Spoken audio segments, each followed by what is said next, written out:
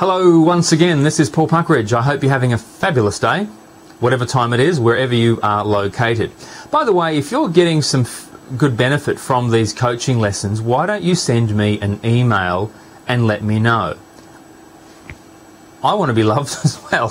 Seriously, send me an email and let me know whether you think these are a waste of time or whether they're something which is useful to give you a new insight, a new idea, just to encourage you as you begin to write more effectively. You can send me an email at paul, P-A-U-L, @success.net.au.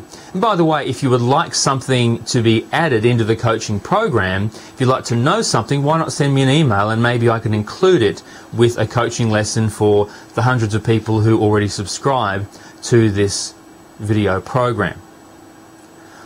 Today's lesson: understanding the readability of our documents. Now, there is a program you can purchase called the Fleischer's Readability Index, which you may have heard of before. I'm not sure whether the current Word program, Microsoft Word, has it built in. It probably does, and I'm not sure whether it's the Fleischer test. But in recent editions of Word, there was a little program called the Readability Index test. And what you would do is you would type your document, you would hit a button, and it would do some calculations based on the number of words, commas, sentences, paragraphs, multi-syllable words, single-syllable words, and give you a rating. The higher the rating meant the letter or document was very difficult to read. So someone with a postgraduate education would probably be able to understand it. The lower the number, the easier it is to read. So here's my question: what's better, a higher number or a lower number? Well, the answer is, of course, a lower number. Take your local tabloid newspaper. In Melbourne, it's the Herald or the Sun. Now, most of these newspapers are written to be read by someone with an average education, or the average education of a 14-year-old person. So a 14-year-old with an average education should be able to pick up this tabloid newspaper and read it and pretty much understand everything in the document. When you go to a broadsheet or a more professional journal, you'll find that the education level is dramatically increased. Now, why do you think the biggest selling newspapers in Australia are targeted to be read by a 14-year-old?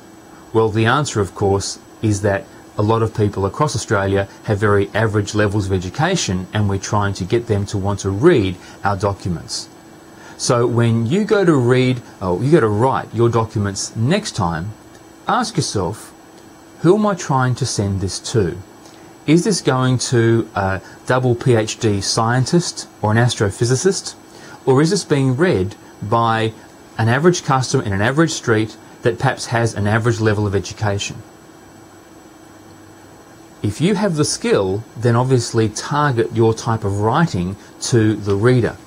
But if you're not sure, go for the low base. Because think about it, someone that's super duper smart is going to be able to understand an easy to read letter, but someone who does not have a PhD or does not have postgraduate training or education may have a hard time understanding the complexity of what you're saying.